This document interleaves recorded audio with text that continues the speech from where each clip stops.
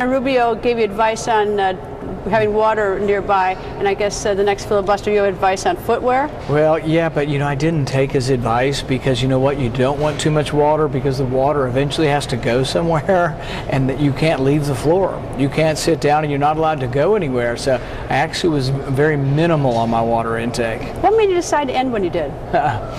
It was hard to pick an ending time because you want to have a victory. And ultimately today we had a victory because the White House finally conceded that we had a point and they answered our question. So that to me was a huge victory. But last night at midnight I didn't know it.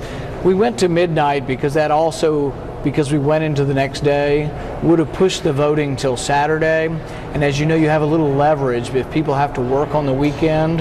And so our leverage today, if the White House wouldn't have responded, would have been, we'll see on Saturday for the vote. That sometimes speeds up the process of trying to get what we consider to be something very admirable, and that's that the president will obey the Constitution and there will be no drone strikes on Americans in America. One last question. How much longer do you think you had? I think I could have gone maybe another hour or two, and see, I was getting energized because Senator Cruz and Senator Lee had come, and they're young and full of energy. They were all of a sudden debating back and forth the white paper.